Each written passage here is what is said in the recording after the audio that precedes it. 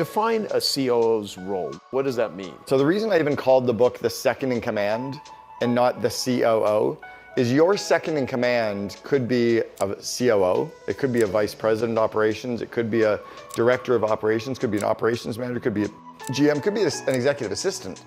It's your yin and yang partner. Where do you find them? The first thing is to know yourself.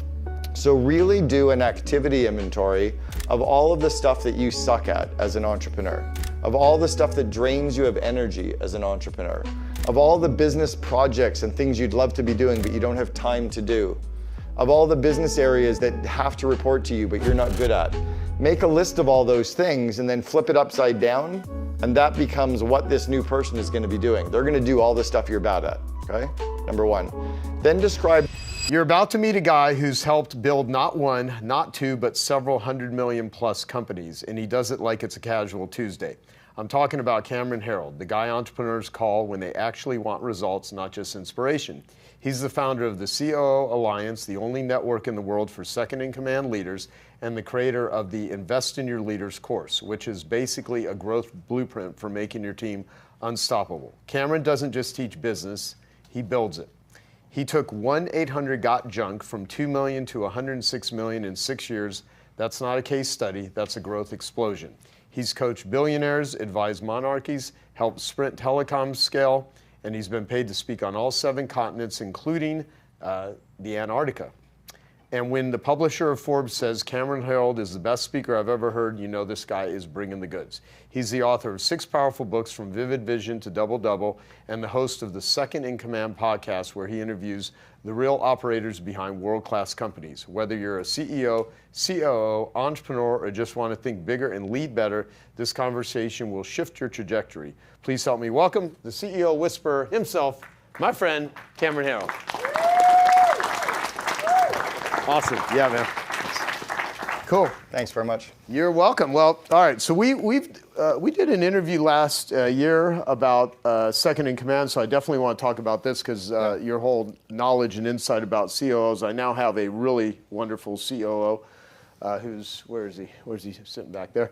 And Leon. And I've got a few questions for you. So I'm going to ask Cameron a few questions. Then hold your questions. We will do some Q&A with all of you here. I think this will be really eye-opening. Let's first start with what didn't I say about you that would be a good place for people to know kind of who you are and what you do? Wow. I guess I've always placed myself into rooms like this to continue to grow. Like, I don't want to be the smartest person in the room. So whenever I come to events, even if I'm speaking, I'm scribbling down notes and trying to learn and connect. That's why I started the COO Alliance. I was actually in this room and got the idea that there was no network in the world for the COO. Yeah. So the inspiration for it came from here. Yeah, thank you. I'm a dad, father of 2 great kids. You know what's funny? When I was in your home in Vancouver a few years ago, it was surprising how much better behaved your kids are than you. Okay. Yeah, they're stable. They're not as distractible. They're, Did you take any photos while you were in my home in Vancouver? Yeah, you're a freak. God. You want me to show that one? No, you don't have to show that one. There was that one remaining photo that we didn't delete. Oh my God, Yep. It was comedy. Nope.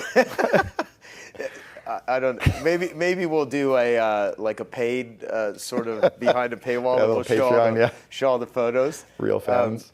So fans. You're probably most well known in terms of all the different ideas and stuff that you've shared with Vivid Vision. Yeah. And you met Jennifer Hootie here in Genius, and then she's created her vision stuff, and so a lot of people have taken that concept. So I'm going to jump around on a few different things that I think are elegant ideas that you've come up with, and I'd like for you to speak with them because I think they're very helpful. So the question I have is, what's the best way to use a Vivid Vision to align teams, get commitment, and get them into action? So, but start with defining what that even is. Who here has heard of the Vivid Vision concept?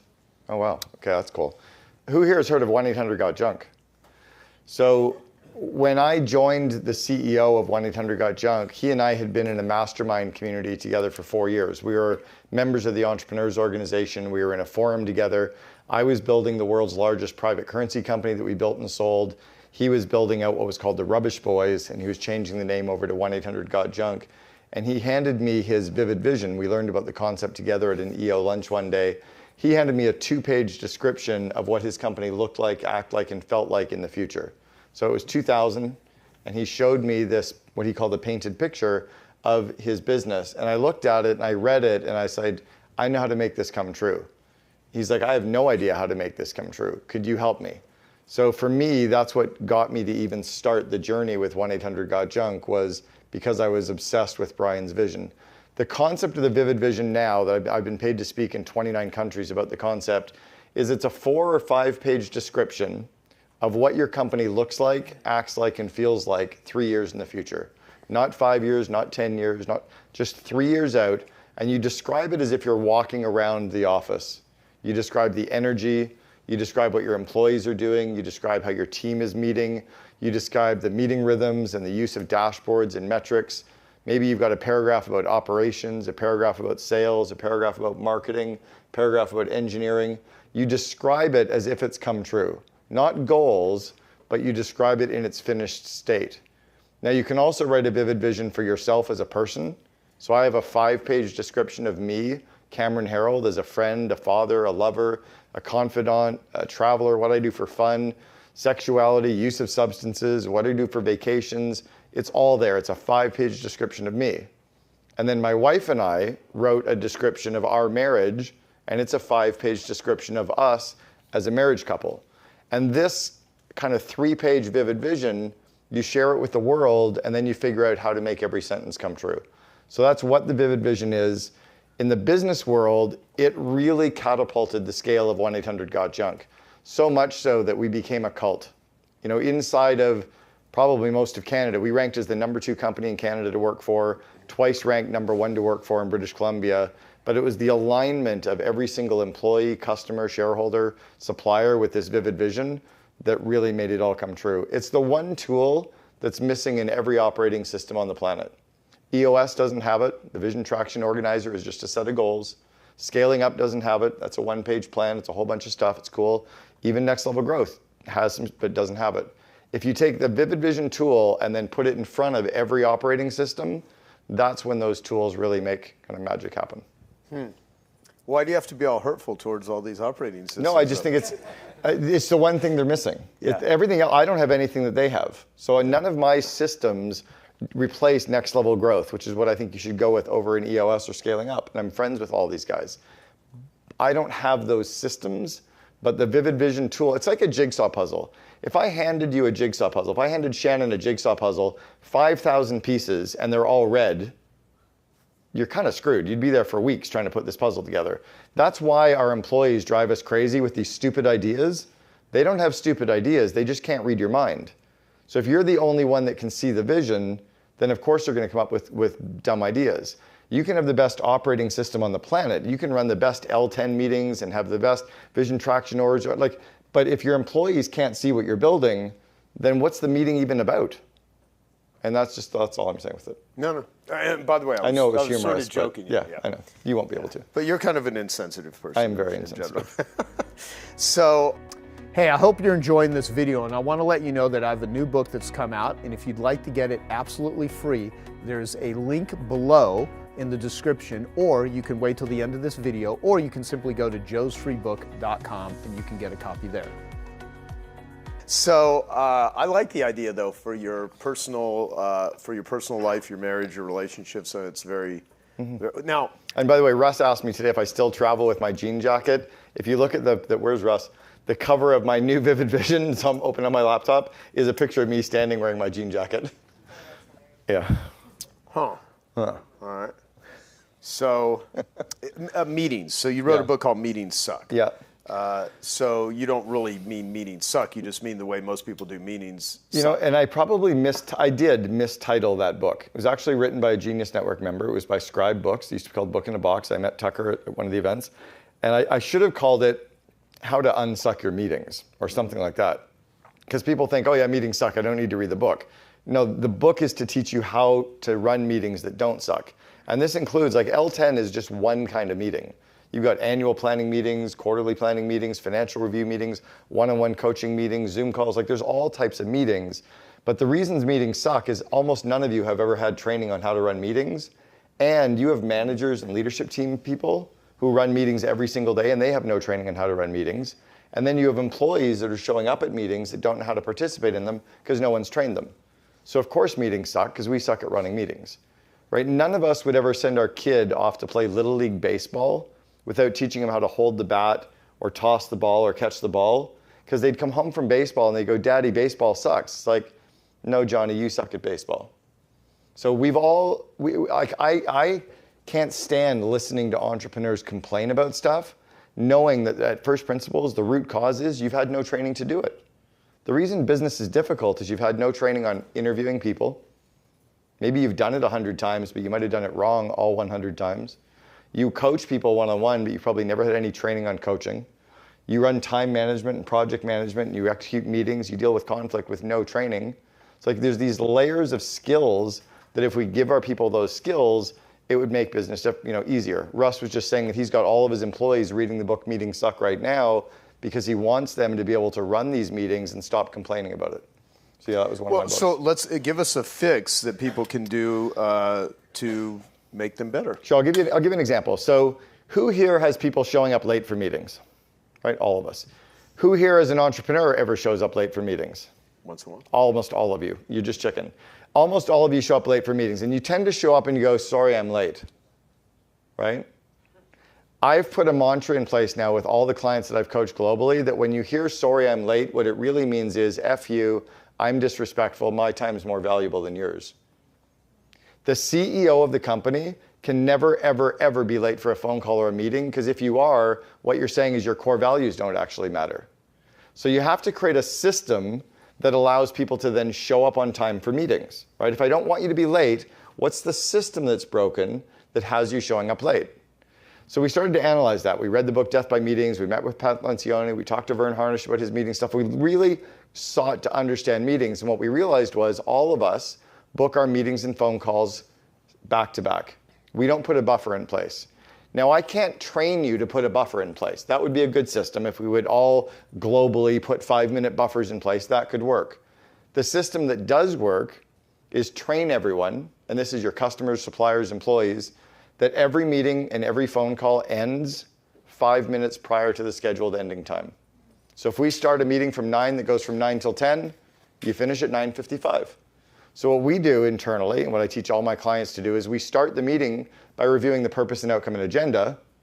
I'll go over that in a second. And we say, by the way, I know the meeting's set from 10 till 10:30. We finish at 10:25 so we can show up on time for our next call. And they go, wow, nobody's ever done that before.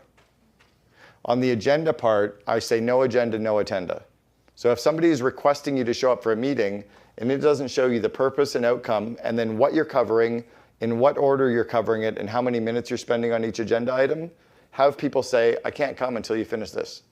Why would they ever say yes to show up at something if they don't know what that purpose is? And it allows the person booking the meeting to actually book it for less time, because you think about what you're covering, you think about how many minutes you actually need for each agenda's item, so Parkinson's law doesn't expand the meeting to be too long, and then you'll actually get more shit done with less people faster.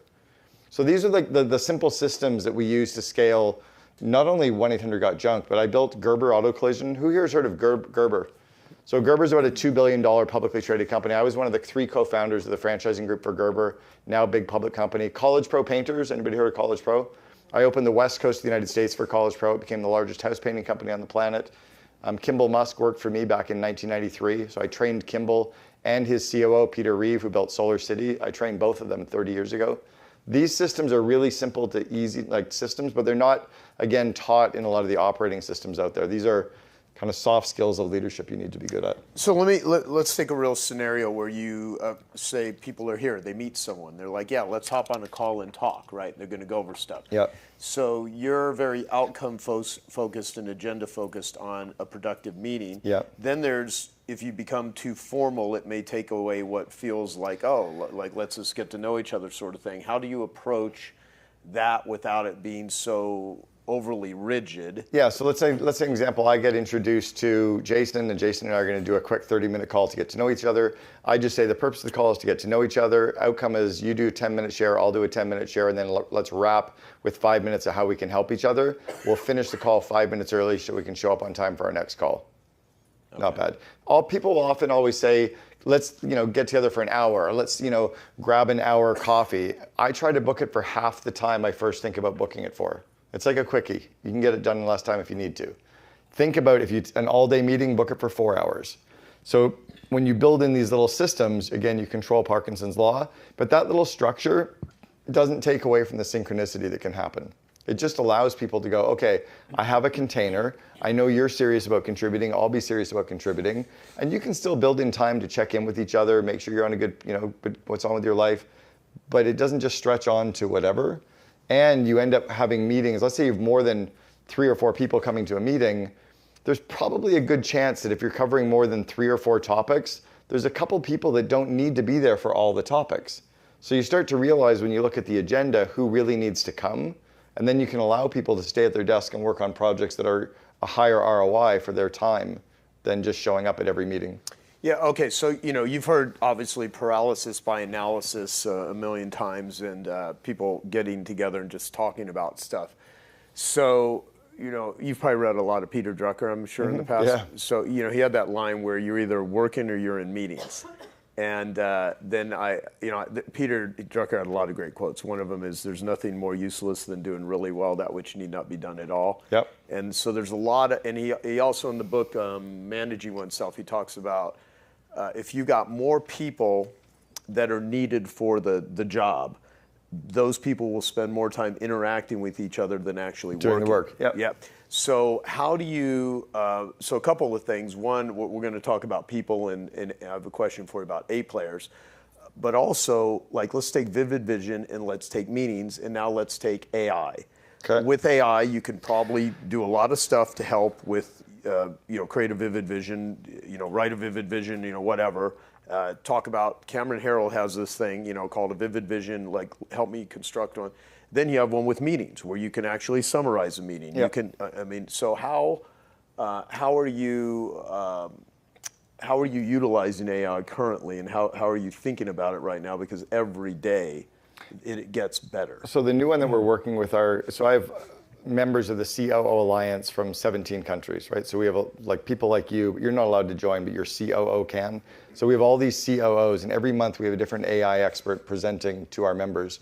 One of the experts that presented a couple months ago was teaching us how to actually have an AI agent show up via Zoom to be present as a team member at specific meetings, especially meetings around strategy, or when you're brainstorming, or when you're working through stuff where the decisions need to be made. You can actually call on a team member, and we're now naming these people. So the COO of Mindvalley is a client of ours, and the COO of Mindvalley literally has 2 named AI agents that show up at their strategy meetings and at their leadership team meetings. So that's an example of how you can think about it. But again, you don't need to turn that AI agent on or invite them to a meeting if they're not meant to be there. I even talk about that there's different styles of communication that happen in meetings. One of the things that drives employee nuts is when they show up at a meeting thinking they're going to get to contribute, but it's meant to be more info share, right? Where it's I'm sharing with you or you're sharing with me.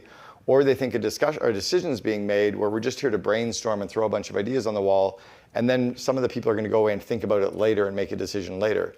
But if you tell them there's no decision going to be made, it's just brainstorming, then when you just brainstorm, they're okay with that. Right? So it's a style and a communication tool. So let me ask you about Brian Scudamore from 1-800-GOT-JUNK, who I actually met before I met you, and he's a super sharp dude. And last time I interviewed him at the headquarters, it was I don't know, what are the revenue now? 850 million now. Okay, wow. And did he ever not try to become because he's just an incredibly sharp dude, and you got all these influencers and people dispensing business advice, and then you got guys like him who, you can tap into their knowledge, but they don't become famous. Does he purposely try not to, or is it just not an area of focus for him? No, I would say that he's the opposite. You just didn't get or weren't in his orbit to be surrounded by all the media. So he's on Dragon's Den now in Canada, which is Shark Tank in the US. We had, during the time that I was there, one of the groups that reported into me was our PR group. Mm-hmm. And we landed 5,200 individual unique stories about 1-800-GOT-JUNK in 6 years, including being on Oprah. So Brian's had so much press coverage that he is pretty well known, but you just weren't in the circles around that. Well, I mean, but he again, didn't let it go to his head. Yeah. No, and I think he's great. I mean, I really like Brian. I mean, he's just nice dude, sharp dude. Yeah, he was my best man at my wedding. Before I started to work, we had an unfair advantage. So Brian and I were in a forum like this where we met every single month for 4.5 years. So we really knew each other. He'd watched me build 2 companies. I watched him with 1-800-GOT-JUNK. And he was my best man at my wedding 3 months before I started to work with him. So we had this huge amount of trust and connection and really understood each other pretty well. Well, let's go back to the negative times. So there came a point where he fired you. Yeah. So was there animosity for a period of time, and then you came back to each other? There was no animosity in getting fired. It was brutal. So we had a leadership team meeting every single Thursday for an hour and a half to discuss strategy and go through the numbers together. And the meeting would start at 8. Brian and I every week on the Thursday would meet at 7 for he and I to get in sync before the leadership team would then meet. So we got together at 7. We were meeting at the Vancouver Club, and I ordered my traditional eggs Benedict. I weighed 40 pounds heavier than I do today. And Brian ordered a grapefruit. And I'm like, the fuck are you doing ordering a grapefruit? You've never ordered grapefruit in your life. Like you're like eggs Benny with extra sauce, like grapefruit. And he just looked at me and he started to cry. And I'm like, oh shit. I told your assistant last night you were going to fire me today. I go, what's up? He goes, I'm sorry, it's over. And he said, you were the right guy to get us to 100 million, but you're not the guy to take us from 100 million to the billion. You're the entrepreneurial COO, and I need more of the corporate COO. So it took 12 months for them to find my replacement. They brought in the former president of Starbucks USA. She'd run all North American operations for Starbucks. She came in to replace me. She came in and said, wow, what a cute little company. And I was fucking pulling my hair out because it was big. I was crying so hard that Brian made me take a taxi home, and he drove my car home because I was dysfunctional. It took me at least 4 years to trust him after that. And it was because of the way that it was done. And we've talked publicly about this. When he wrote his book, his first book, Willing to Fail, I was like, I hope he just mentions me. And it was, page 3 I was mentioned, then page 12. I think it was like 7 or 8 times in the book, and he never mentioned anyone from the leadership team, which I thought was weird, but I also really saw how much he valued me.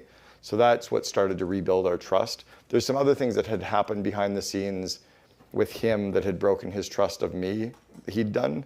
So there was some stuff happening that was, that's never been talked about, that he knows and knows why there was some things happening. So it was hard.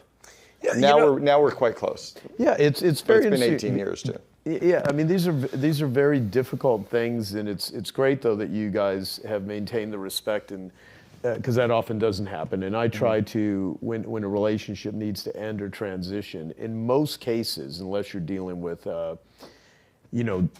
dishonesty or someone's embezzled or someone stole from you, as long as there's a caring in the relationship, it usually always ends up better for both parties if you get someone that got you to one place. But there's that period where the firing or the separating or the breakup, because I've had some personal breakups with love relationships and things that in the moment it just fucking awful, but then coming back it's like it just was best for all of us. Well, it's definitely the best thing for my brand, and here's how weird it was. So not only was I let go by my best friend, but 4 days later, he asked me if I would go on stage to speak at an event because he was busy trying to figure out how to replace me, and asked if I could go speak to 400 people in a slot that he'd been booked for. And then 4 months later, he called me to say, could you go speak at another big event? So I was there speaking on behalf of the company, even though I was still going like, fuck you, why did you do it this way? This doesn't make any sense. And then for him, he also had to go through these struggles. We were texting last week, like we're really close friends now. Yeah. But it was just a hard thing. And partially it was because I was in an unhealthy relationship with work where the business was my brand. The business was my everything. I mean, Shelby, when I met you, it was back in the Got Junk days, right? And I had nothing else to talk about other than it was a very unhealthy relationship I had with building a business. So I think it was hard for me to rip myself away from that to even know who I was. And I think there was a real primal hurt there. And then for Brian, he'd also taken off his left arm and said, oh fuck, now what am I supposed to do? Like in the book, when you read it, he gave so much credit for the fact that he never could have even built it had I not been there. So I think it was hard for him knowing that he'd let his best friend go for probably the right reasons, but the board really mismanaged it in the way to do it. Yeah. Okay. Wow. I went into the company a week later to actually read out a resignation and say goodbye to everybody, and so it was this really weird, thing. Yeah. And I actually write about it in my book, The Second in Command. The last chapter is called When the Party's Over, because at the end of the day, in fact, I was in this room about 5 years ago with Clayton Mask from Infusionsoft, and we were talking about how long a mid to senior level person can stay in your company, and we both agreed that it was through 2 doubles of revenue. So if you're a $5 million company and you have the head of marketing can probably be your head of marketing at 10 million. They can probably be your head of marketing at 20, but there's no way they can still be your head of marketing at 40 from a $5 million company unless they're really up-leveling their skills. So I was the last person on this whole leadership team of 5 people to be replaced over the 6-year period. So it was the right thing, and I just talk about it in the book as to how to do it in the right way. So Michael Erath, in his book, which I'm going to interview Michael tomorrow, he talks about you coach someone up or you coach them out. Mm-hmm. So you weren't really coached out. You just got to a point where it's just like, this can't work anymore. And I knew it was happening. Like, I knew that it was done. I literally told Brian's assistant, Christina, the night before, I'm like, I think Brian's going to fire me tomorrow. She's like, shut up, go home, you're an idiot. Like, we'll see you in the morning. And then I always took a different path out. We had 60,000 square feet. So I was walking out of the business in this weird direction. And Helen, our head of HR, was sitting filling out some paperwork in a boardroom. And as I went to say goodbye, she turned the paperwork over. And I'm like, I'm totally getting fired tomorrow. Like, no one had ever turned over paper. I was a fucking COO. You don't turn over paper. So I knew it was coming, I knew it was wrong, and I knew I was the wrong guy to scale it. It was just, there's a good way and a bad way to do things, and it just wasn't done well. So in Second in Command, I mean, you talk about how, there's the role of a COO, and there's some that fit in some circumstances and some in others. I mean, I think you describe it quite well. Define a COO's role. What does that, Chief Operating Officer, but what does that mean? Okay, and let me explain the title. So the reason I even called the book The Second in Command and not the COO is your second in command could be a COO, it could be a vice president of operations, it could be a director of operations, could be an operations manager, could be a GM, could be an executive assistant. It's your yin and yang partner, okay? So the title, to have a true C-level title, to be a chief of anything, chief technology, chief marketing, chief financial, chief operating, 30 years ago, you had to be a major player at a major company. And then what happened is the banks in the late 90s started to give away titles of VP to people as a marketing tool. Remember when you had like your 25-year-old friend was the vice president of some random bank? You're like, what the fuck? He's like, no, I'm 12 layers below the CEO. And then when the internet started to hit, 95 to 2000, we started to actually be able to market ourselves, so a title became a marketing tool. So we started to give out not only equity in lieu of compensation, we started to give out titles to people as a door opener with their email signatures. That's where title inflation started. So to be a true title inflation. Yeah. I think I coined that term. So to be a true chief operating officer or a chief financial officer, et cetera, you have to come in with a level of strategic insight where you're actually helping to direct the direction of the organization. You come in with a level of autonomy where you actually can say, here's all the stuff that needs to get done. And the CEO goes, thank God, I didn't know what to do. Brian didn't give me anything to do for 5 years. I was showing him what needed to happen. You have a level of P&L and budget responsibility and the ability to actually manage a P&L and budgets. You bring people and partners into the company with you, right? And then your compensation is actually valid compared to what the title is. If you have a $120,000 person, they're not a COO. They're a director. A true COO is in the 250 to 550 range. I was getting paid $312,000 18 years ago. I was a COO. So be careful with the title you give people, okay? The question though was, what is one? Like what? Because you have the COO Alliance, so you have a focus on... I would retitle it now as to like, you've got the Genius Network, not like, I would call it the Second in Command Society or something, because we have COOs, directors ops, GMs, whatever, as long as you're the second in command of the CEO. So to find a really good one, you have to know yourself. The weird thing about a COO is, I was the right COO for Brian from 2 million to 100 million. It was the right stage. I knew how to franchise. I'd done it twice before. I could come in with all the autonomy and strategy and like I literally nailed that role. And On the trust and friendship side, he was my best friend. So it was just a perfect yin and yang approach. The stuff that I sucked at, IT and finance, he loved and he was good at. All the other stuff I was really good at and he didn't want to go near. The current COO, Eric Church, I've known Eric for 38 years, which is really weird. We started a fraternity together in Ottawa, Canada in 1987. I was president the first year, he was president the second year. And he's now the COO at 1-800-GOT-JUNK. Eric's been there for 12 years, crazy, right?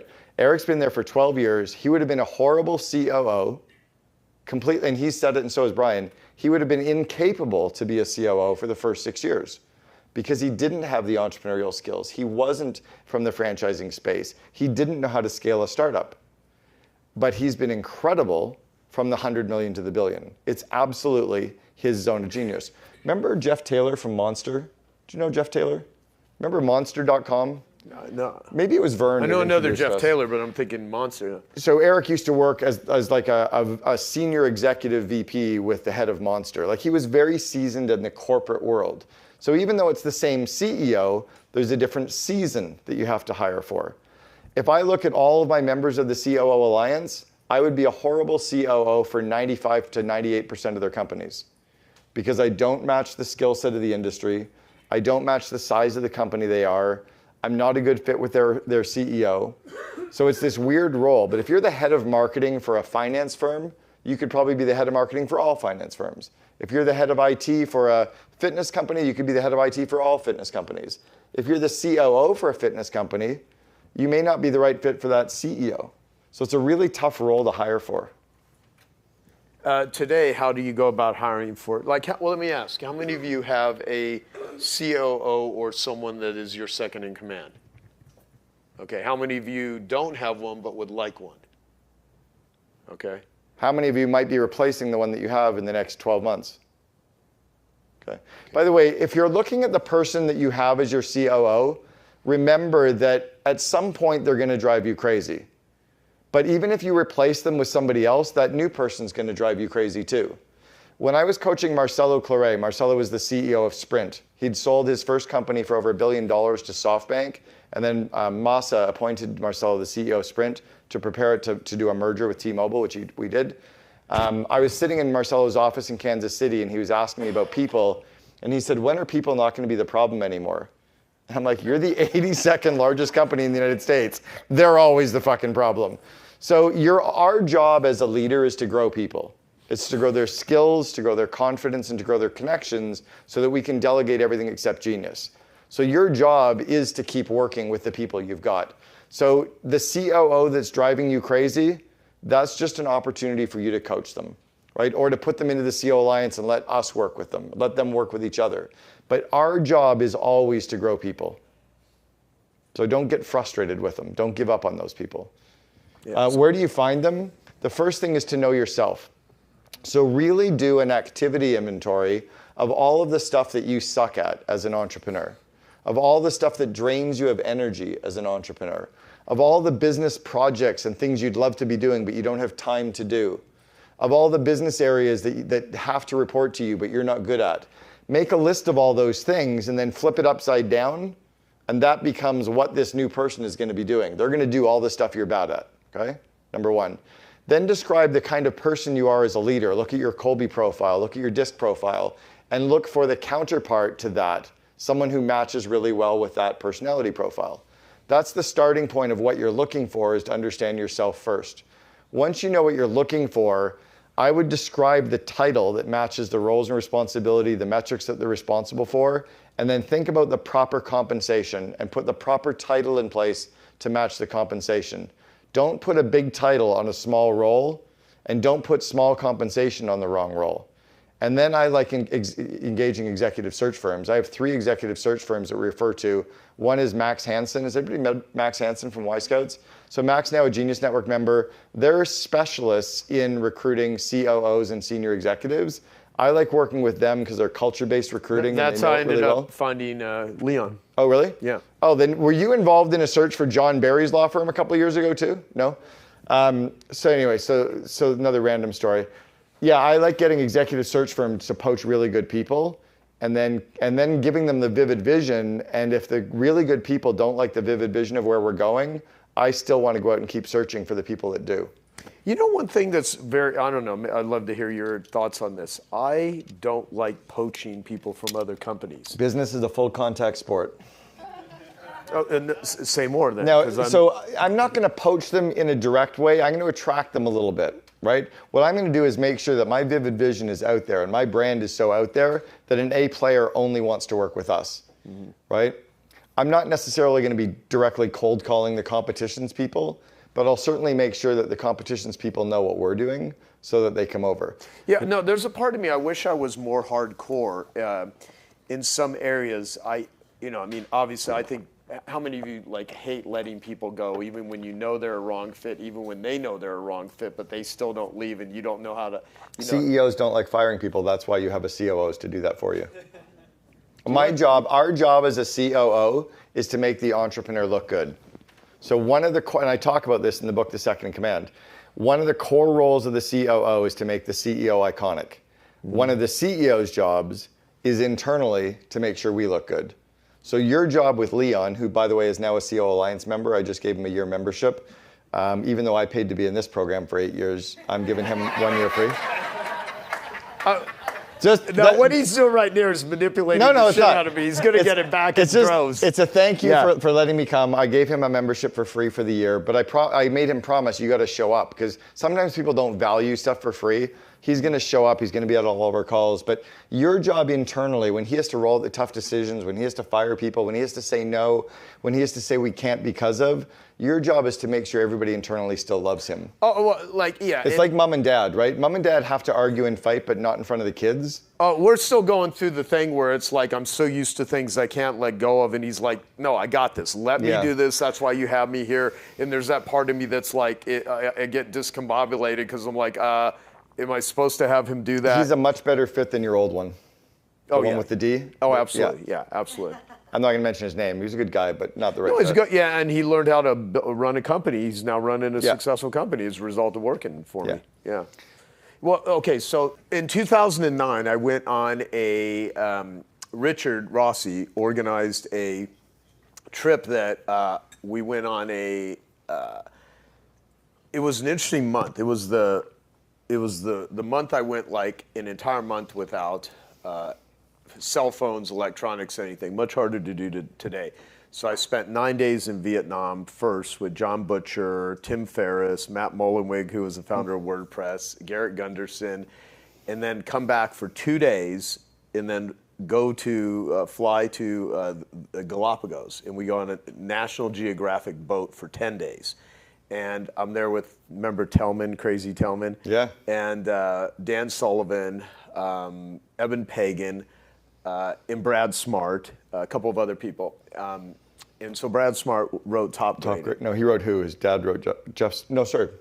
Yeah, you're right. Yeah, Brad wrote Top Grade. Jeff's the son. The father. Jeff is the the one that wrote Who. Yeah. And so, I had a lot of discussions with him about top grading. So my challenge has, I even had written back then, I was using free recorded messages to describe the position, and we would say to people is you need to shoot a video or record a message and send it to us telling us why we should hire you, right?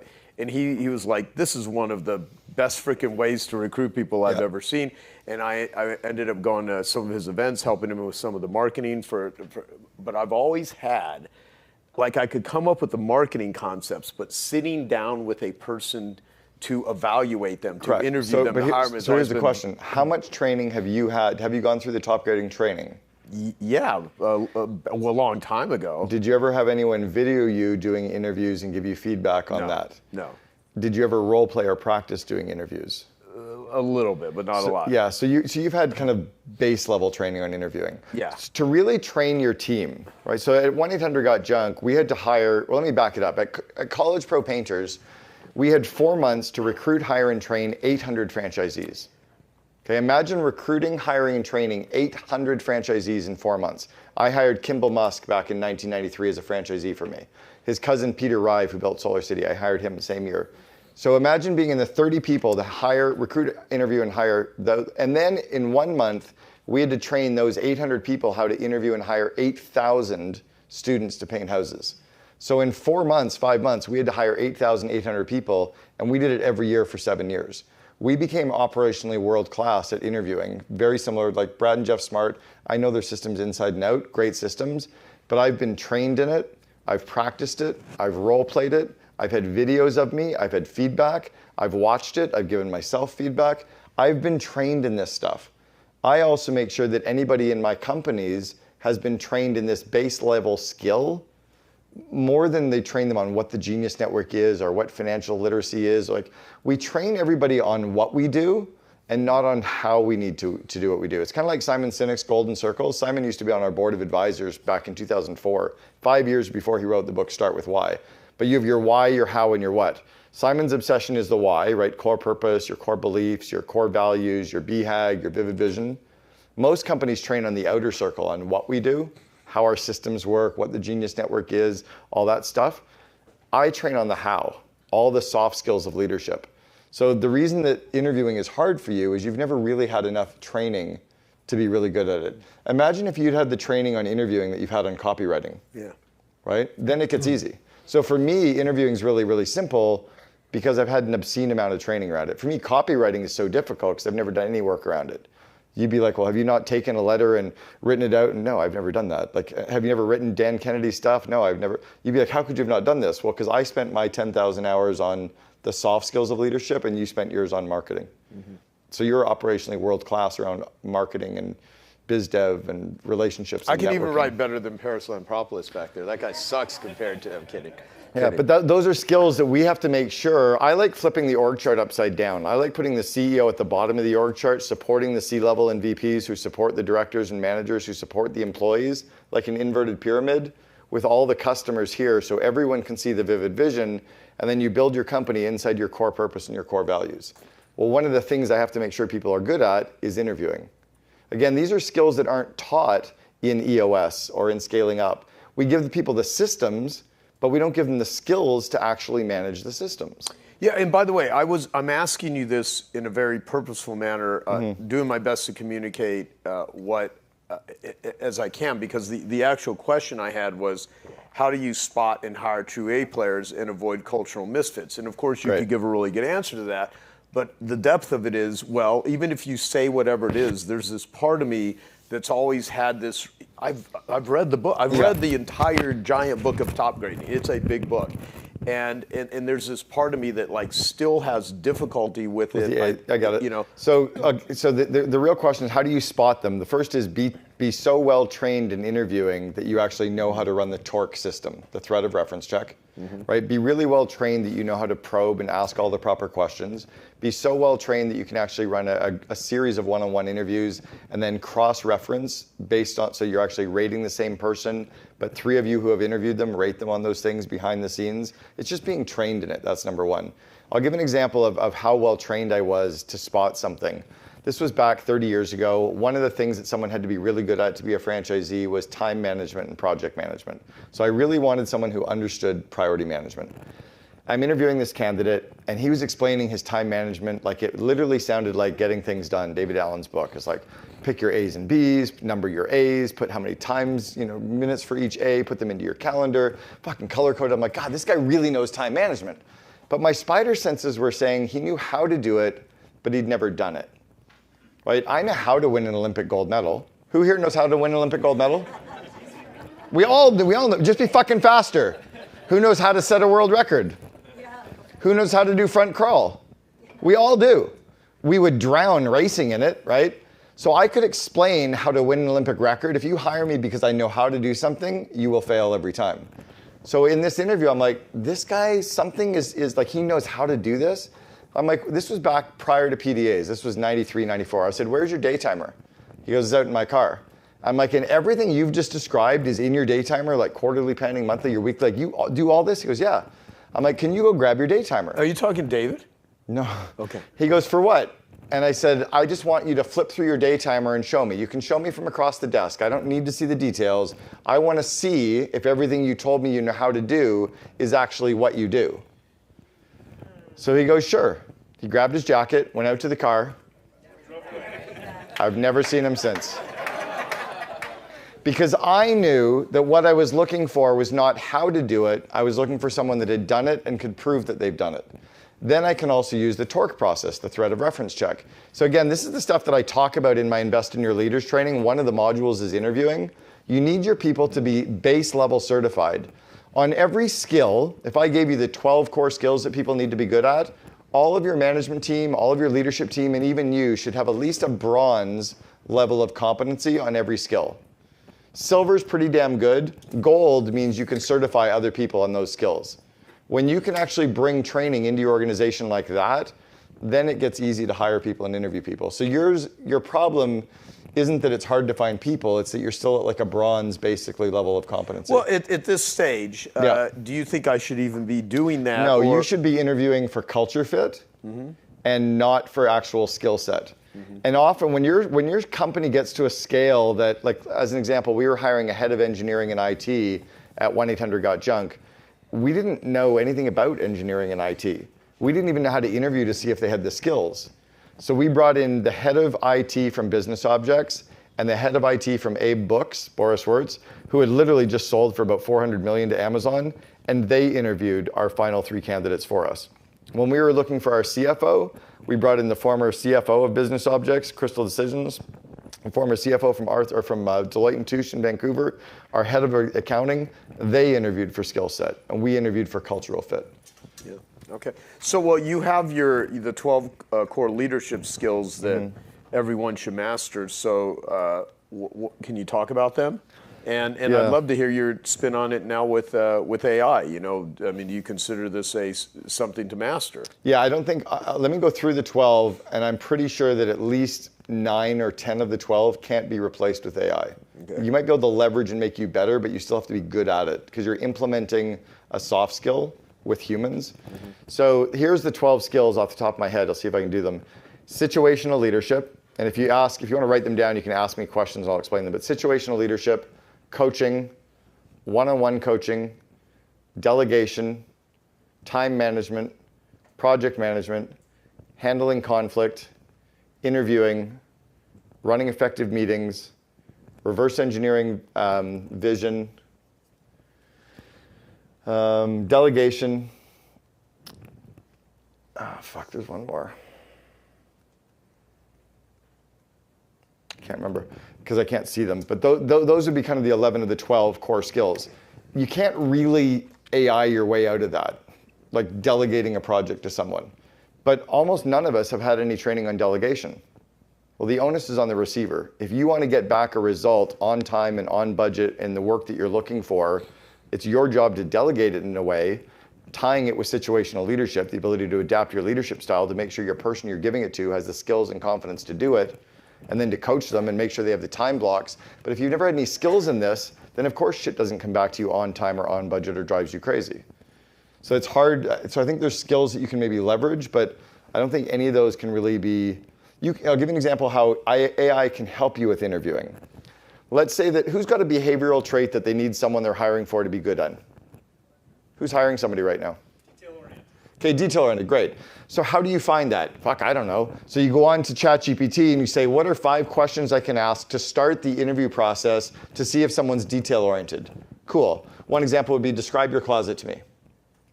Right? And don't say, is it organized? That's way too leading. Describe your closet to me. A detail-oriented person, a person like me, will tell you that when I used to have a closet, because now I travel, was all my shirts were hung color-coded, like dress shirts, light to dark, jeans, light to dark, like everything was color-coded. Of course it is, right? If you're detail-oriented. If you're like a normal human, it's just like shit in a closet. But someone who doesn't think like a detail-oriented person would probably just say, I don't know, it's like a walk-in closet. Like they don't even know where you're really going with that. Now, interviewing isn't just the 5 questions. Interviewing is then being able to probe around the 5 questions and being able to rate somebody on those 5 questions, or being able to know, how do I actually define what I'm looking for so I know it when I find it? So I think ChatGPT can help you figure things out if you know what it is you're trying to find. So I teach that as an example, if you're hiring a salesperson, there's not a single salesperson that will ever make it through an HR screening process. HR people hate salespeople. HR people are about details, policies and procedures, following the rules. They're a little bit more kind of play it by the book. Salespeople are making shit up. They're winging it. They're not following like they're way out. There's no box anyway. They're so outside of the box it doesn't even exist. And they're too high gregarious, right? High energy. They scare HR people. So don't get HR people interviewing salespeople. But if I'm looking for an HR person, I don't want somebody who thinks outside of the box and doesn't follow rules. Right? Jesus. So behavioral traits have to match the role that you're looking for. As an example, we were hiring and one of our traits had to be tenacity. So we defined it as the dog-like work ethic to get over, under, around any obstacle put in one's path. Then we actually knew what questions to ask to see how tenacious someone was. So one of our VPs one day said that somebody was a 5 out of 5 in tenacity. I'd rated the person as a 1. So clearly there was a mismatch. And I'm like, how could they possibly be a 5? He goes, they're a hard worker. They were a bricklayer. I'm like, no. They were lazy. They dropped out of everything. They never got help in anything. They ended up with a shitty job to be a bricklayer. They're not a hard worker. He's like, oh my God, you're totally right. There's a difference between someone who works hard and somebody who has to work hard. Okay, I hope you found that video awesome and useful. So if you want to get a free copy of my book, I want you to click here. And if you want to watch some more videos that'll be useful and awesome, click here. Go ahead. They're over here. Do it now. Come on. Thank you. Watch them.